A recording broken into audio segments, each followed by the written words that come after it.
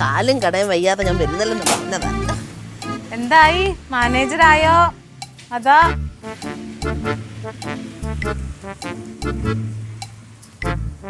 ആ നിൽക്കുന്ന മുത്തിനെ എന്നെ കണ്ടാല് സമപ്രായക്കാരനാന്നല്ലേ ഏത് പൊട്ടക്കണ്ണനെ പറയത്തുള്ളൂ.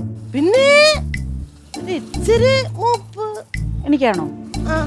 അത് ഞാൻ സമ്മതിച്ചു. അതെ അതെ അതെ അതെ അത് ഞാൻ സമ്മതിച്ചു.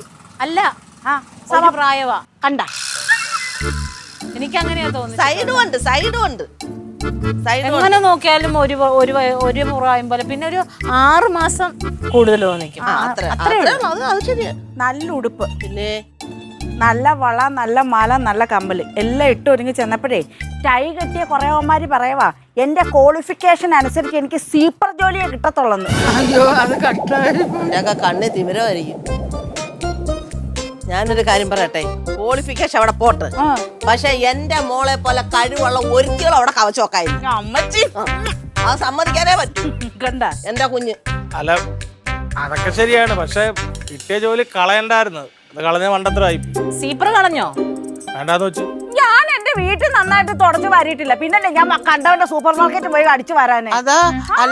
അതല്ല ഈ തൂപ്പ് ജോലിക്കൊക്കെ പോയാല് അത് നിങ്ങളെ കുടങ്ങാവുള്ള കുടുംബത്തിന്റെ അന്തസ്സിന് ബാധിക്കത്തില്ലേ? പോയിന്റ് അതൊരു ശരിയാ. അത് ഉറപ്പാണ്. ഞാൻ പേടിച്ചായിരുന്നു ഇനി സീപ്പറായിട്ട് എങ്ങാനും വരുമോ എന്ന്. കാരണം എന്താന്ന് വെച്ചാ റോസ് അല്ല ഈ നടപ്പ് ഒന്ന് നടന്നേ. അയ്യോ ഇത് മാനേജറി കുറഞ്ഞ ഒരിടത്ത് ഇരുത്താൻ പറ്റൂല. അതാണ് ഈ ടൈ കെട്ടിയവർക്കല്ലോ അവർക്ക് കഴിവിൽ കാര്യമില്ലല്ലോ. ക്വാളിഫിക്കേഷൻ ആർക്കും എടുക്കാൻ പാടില്ലേ. എന്റെ മോളെ ഞാൻ അവളെ അതിനകത്ത് ചേർക്കാന്ന് വെക്കാം. ഈ പാന്റും കോപ്പും കണ്ണാടിയും ഷൂവും കൊണ്ടൊക്കെ ഇട്ടുണ്ട് അങ്ങോട്ട് തീർക്കുന്നിട്ട് എന്റെ കുഞ്ഞിനെ സീപ്പർ ജോലിക്കകത്ത് അങ്ങോട്ടാക്കിയ ഞാൻ നാട്ടിലോട്ട് എല്ലാവരോടും എന്നെ കല്ലെറിയത്തില്ലേ? എനിക്ക് അവിടെ ഒരു മാനമില്ല. അമ്മച്ചി ഇപ്പൊ എന്താ ഉദ്ദേശിച്ചത്? അതൊന്നും ഇല്ല, നിന്റെ ഭാര്യ ഓർത്തങ്ങ് പറഞ്ഞതാ. അത്രേ ഉള്ളു. അപ്പൊ ഇപ്പൊ ഒന്നുമില്ല.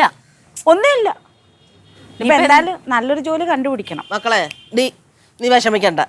നീ ഇവിടെ നിന്ന് ജോലിക്കൊക്കെ ഒന്ന് ശ്രമിച്ച ഇതനല്ല ഇതിനപ്പുറമുള്ള ജോലി നിനക്ക് കിട്ടും. കാരണം നിന്റെ മുഖശ്രീ കാണുമ്പോ അറിയാം അവന്മാർക്ക് കണ്ണി തിമിരം. ഇത്രയും നല്ലൊരു കൊച്ചവിടെ ഇനിയിപ്പോ എന്താ?